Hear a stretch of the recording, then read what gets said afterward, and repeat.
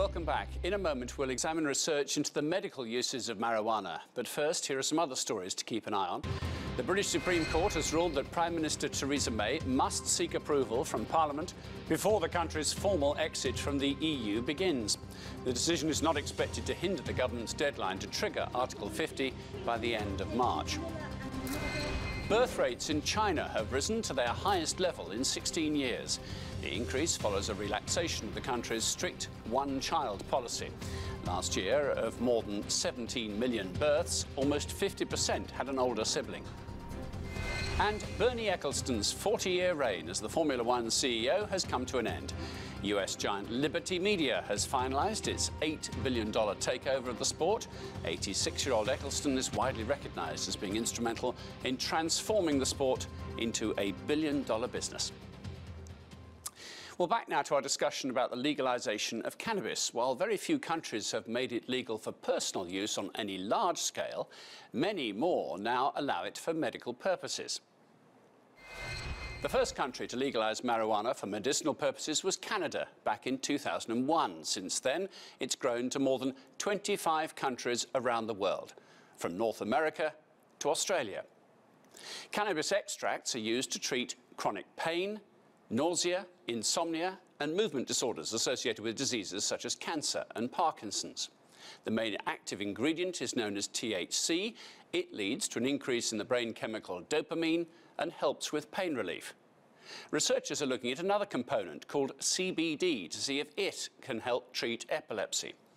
Scientists are now conducting clinical trials with marijuana to treat other diseases, including HIV/AIDS, as well as multiple sclerosis and Alzheimer's disease.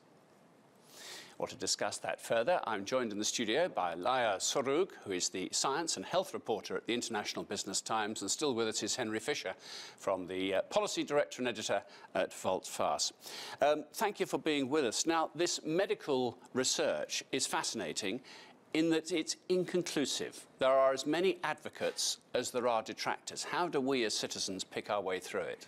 Well, it's complicated. I mean, as you say, there are studies that point out that it's positive. But I think we can look at large review. For example, 2 years ago, JAMA, which is a really good medical journal, looked at a lot of studies that have been published and found conclusive evidence for chronic pain, for spasticity, so muscle problem in multiple sclerosis, and then also evidence that was interesting for vomiting and nausea in chemotherapy. So there are, for some conditions, more robust evidence than for others. And for these conditions... And for every patient? Or does it depend on the patient as whether it works or not? Well, no, not for every patient. I mean, conditions vary from one patient to another. So obviously the effect of marijuana will change from one patient to another. But when you have that many patients that can be helped, I think it's worth looking at it from a medical point of view. And have they done much research, or has there been enough funding for research into any side effects? OK, we see the pain relief, or you see the increased movement that might be achievable. But what about anything else that might be going on at the same time? Clearly, there needs to be more research into the side effects.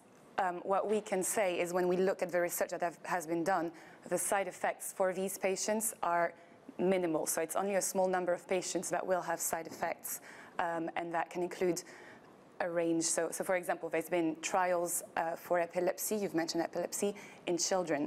And for children with very hard to treat epilepsy, the drug is helpful.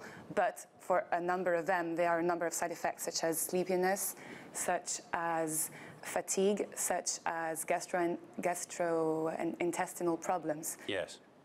So, as always, and we've just had the conversation about how we shouldn't go to children. So maybe the medical specialists are now trying to make an exceptional argument, aren't they, to say, actually, in this particular use, it may have benefits that outweigh... Yeah, and when we're talking about cannabis in a medical context, then we're talking about a completely different thing to adult recreational use, because it's being used as a medicine. So in that respect, you're then talking about it...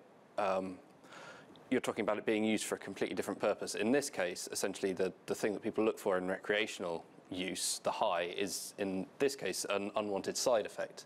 What you're actually looking for is the medical use, the medical advantages.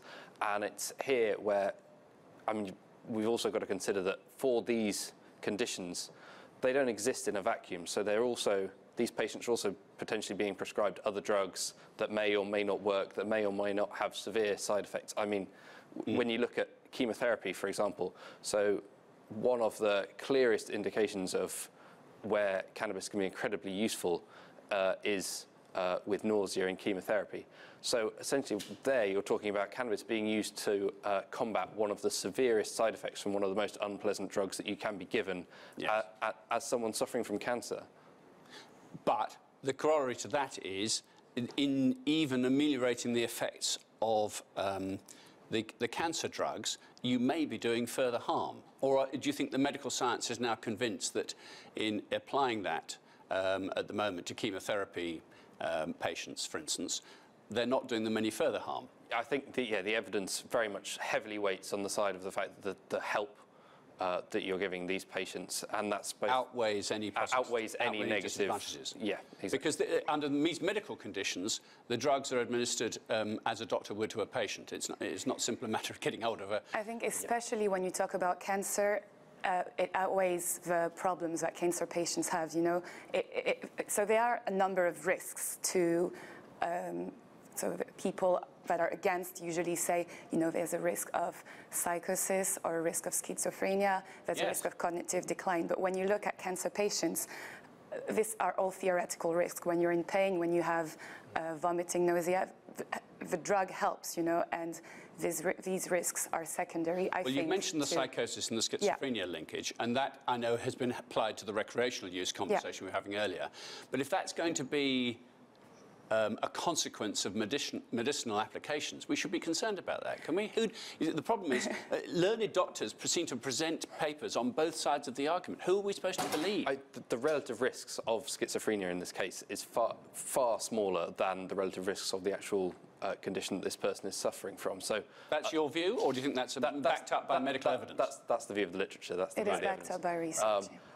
I mean, just to take another example, if you look at neuropathic pain, chronic pain, so these patients would alternatively be given huge amounts of prescription opiates, which can obviously, they have significant side effects, they can lead to addiction themselves, and can be far more debilitating than cannabis, which provides... And it's established, is it, that its addictive qualities, while potentially there, are much dramatically less than the opiate groups of medicines. Yeah. Absolutely, and far more manageable as well.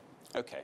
How do we find our way through deciding then whether to get medicine and whether we get medical uses going? Because we seem to be in a chaotic state that around the world, various doctors are advocating various applications. How do we reach consensus, do you think, Matt?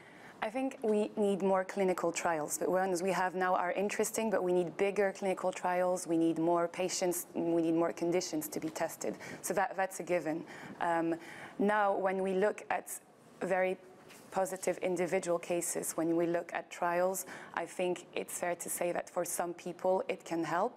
And then the problem with medical marijuana is I think it's really on a case-by-case basis. So it's a conversation that you have to have between the patient and the doctor.